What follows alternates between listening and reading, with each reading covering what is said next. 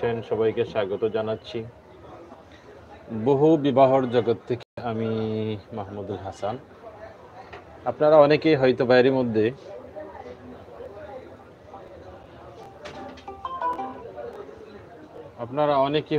এরই মধ্যে অনেক জল্পনা কল্পনা করতেছেন, অনেক প্ল্যান আপনাদের মাথায় অনেকেরই হয়তো বা ঘুরতেছে যে তারা যদি 7টা বউ নিয়ে এক ছাদের নিচে থাকতে পারে, তারা যদি 4টা নিয়ে এক ছাদের নিচে থাকতে পারে, আমাদের সুপারস্টার শাকিব খান যদি 2টা নিয়ে থাকতে পারে, তাহলে আমরা পারবো না কেন?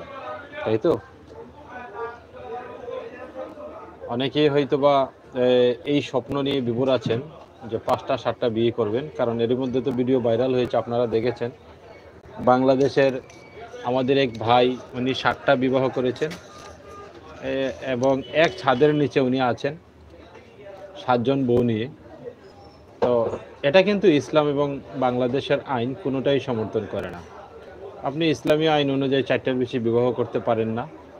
তাও আবার যদি ইনসাফ করতে পারেন 4 জনের সাথে, 4 জনকে সমানভাবে আপনার শারীরিক সক্ষমতা এবং অর্থনৈতিক সক্ষমতা সব কিছু যদি আপনার ঠিক থাকে, তাহলে আপনি 4 জনকে বিবাহ করতে পারেন সর্বোচ্চ।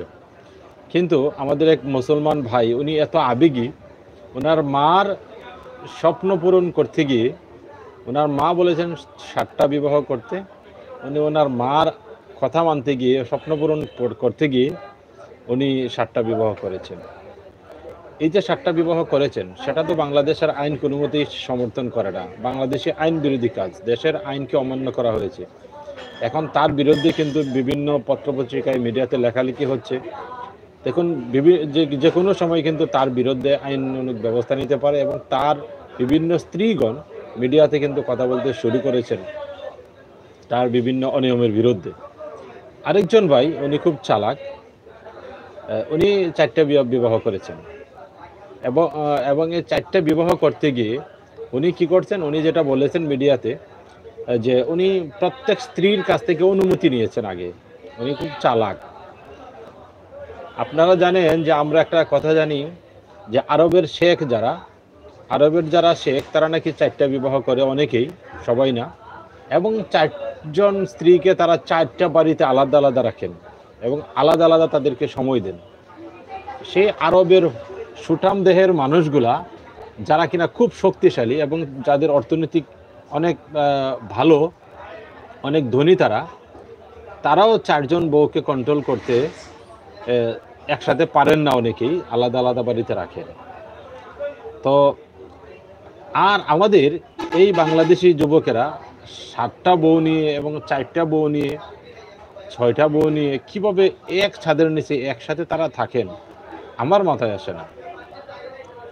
সবচেয়ে যে বড় বিষয়টি, সেটি হচ্ছে বাংলাদেশি আইনও কিন্তু এইভাবে একজন স্ত্রীর অনুমতি ছাড়া আরেকজন স্ত্রী আনা এবং এটাকে সাপোর্ট করে না। বাংলাদেশি আইনে সেটা বেআইনি কাজ, একটা অপরাধ। আমরা যাতে সেই কাজ না করি, আপনি যে দেশে বাস করেন সেই দেশের আইনকে কিন্তু অবশ্যই আপনাকে মানতে হবে। আপনি সেই আইনের অধীনে আপনি যেহেতু আছেন, আপনি তো সে আইনকে অমান্য করে পারবেন না। তো এই যে ভাই 7টি বিবাহ করেছেন, উনি কিন্তু নিজের বিপদ নিজেই ডেকে এনেছেন এবং মিডিয়াতে এসে উনি ভাইরাল হওয়ার চেষ্টা করেছেন। সেটা ওনাকে আরও বেশি বিপদে ফেলবে, কারণ উনি কিন্তু অলরেডি আইনকে অমান্য করেছেন, বাংলাদেশের আইনকে অমান্য করেছেন। এবং যে ভাই 4টা বিবাহ করেছেন, উনি খুব চালাক। দেখুন, আমাদের সুপারস্টার শাকিব ভাই, ওনার তো টাকা পয়সার কোনো অভাব নেই এবং উনি 2টা বিবাহ করেছেন। আপনারা তার নতুন স্ত্রীকে চিনেন।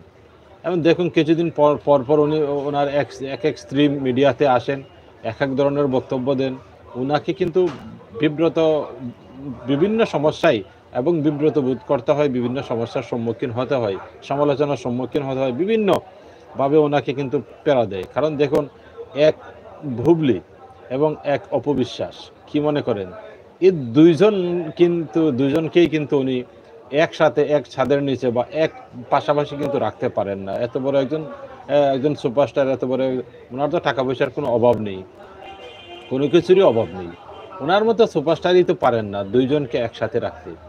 এই যে কিছুদিন আগে দেখলেন, চলচ্চিত্র নিয়ে অপবিশ্বাস বক্তব্য দিয়েছে এবং এর কয়েকদিন আগে বলেছেন যে আমি বুবলিকে ঘৃণা করি। হ্যাঁ, এই যে এক একজন আরেকজনকে ঘৃণা করে, একজন আরেকজনকে সহ্যই করতে পারেন না, বিভিন্ন ধরনের বিব্রতকর বক্তব্য দিয়েই যাচ্ছেন। সুপারস্টার সেও পারতেছে না দুইজনকে কন্ট্রোল করতে, দুইজনকে একসাথে রাখতে, বা আর সেই জায়গাতে 7 জন 6 জন 7 জন 4 জন এরকম, এটা তো খুব কঠিন একটা বিষয় আসলে।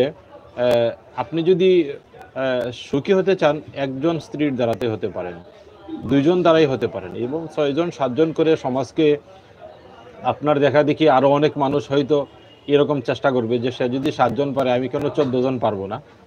আমি একজনের কাছ থেকে শুনেছিলাম যে একটা লোক, সে নাকি 100-র উপরে বিয়ে করেছে, ইন্ডিয়াতে যায়, ওইখানে একটা বিয়ে করে, তারপরে মনে করেন ওই যে পাহাড়ি এলাকায় যায় বর্ডারে, সেখানে একটা গারো বিয়ে করে, তারপরে বিভিন্ন জায়গার ডিস্ট্রিক্টে যায়, ওইখানে কিছুদিন থাকে, ওইখানে একটা বিয়ে করে, একজন মুসলমান। এইভাবে বিয়ে করতে করতে 100টা বিবাহ করেছে। আচ্ছা বলুন তো, এটা কি ইসলাম সাপোর্ট করে?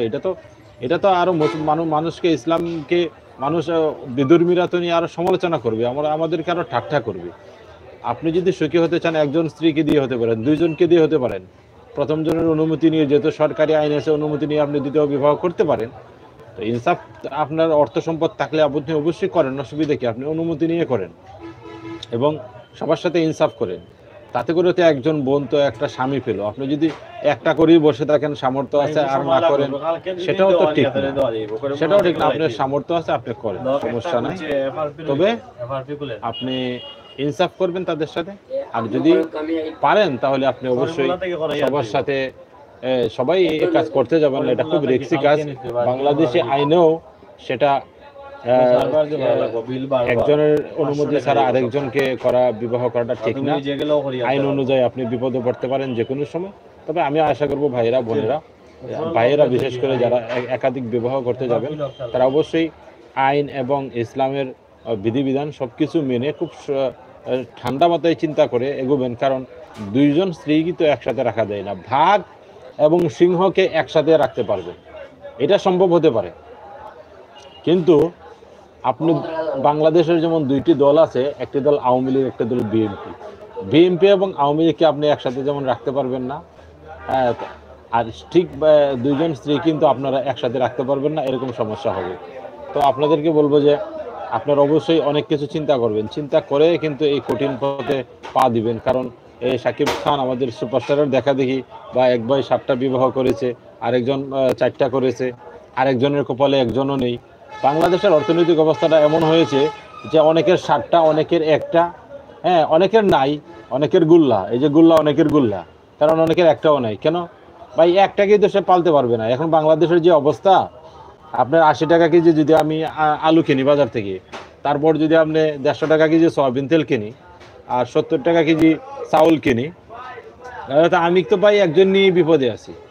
একজনকে তো আমি পারতেছি না, তাকে এটা দিতে হবে, ওইটা দিতে হবে, তারপরে বাচ্চা কাচ্চা আছে, তাদের ভরণ পোষণ আমি একজনকে দিয়েই পারতেছি না। সেই জায়গায় শখে শখে অনেক অনেক ভাইয়েরা আছেন, আবার অনেক ভাইয়েরা আবার ওই যে 7টা বিয়ে করেছে, সে তো চরিত্রহীন, সে তো আসলে মানুষই না, মানুষের কাতারই পড়ে না।